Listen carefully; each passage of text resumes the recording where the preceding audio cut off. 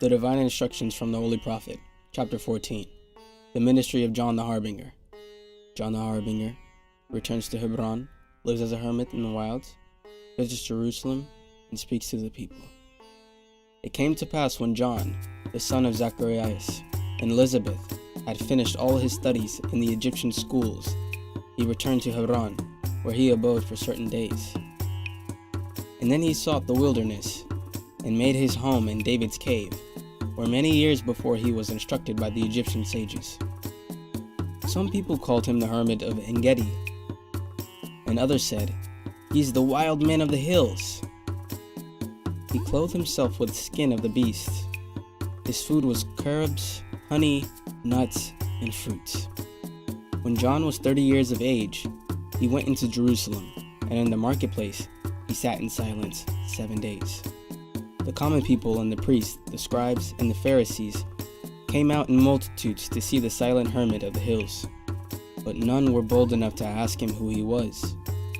But when his silent past was done, he stood forth in the midst of all and said, "Behold, the king has come. The prophets told of him. The wise men long have looked for him. Prepare, O Israel. Prepare to meet your king." And that was all he said. And then he disappeared, and no one knew where he had gone. And there was great unrest through all Jerusalem. The rulers heard the story of the hermit of the hills, and they sent couriers forth to talk with him, that they might know about the coming king, but they could find him not. And after certain days he came again into the marketplace, and all the city came to hear him speak. He said, "Be not disturbed, you rulers of the state. The coming king is no antagonist. He seeks no place on earthly throne. The eyes of men shall see it not, and none can enter but the pure in heart. Prepare, O Israel, prepare to meet your king." Again, the hermit disappeared. The people strove to follow him, but he drew a veil about his form, and men could see him not. Jewish feast day came. Jerusalem was filled with Jews and proselytes from every part of Palestine, and John stood in the temple court and said, "Prepare, O Israel, prepare to meet your king. So you have lived in sin. The poor cry in your streets, and you regard them not. Your neighbors, who are they?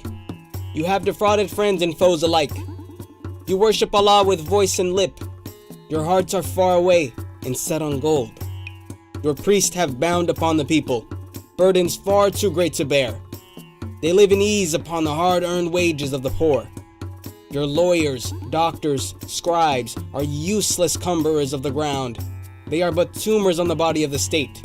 They toil not, neither do they spin, yet they consume the profits of your marts of trade.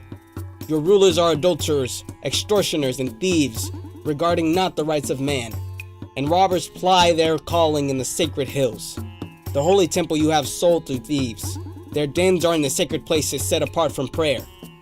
Hear, you people of Jerusalem, reform, turn from your evil ways, or Allah will turn from you, and heathen from afar will come, and what is left of all your honor and your fame will pass in one short hour.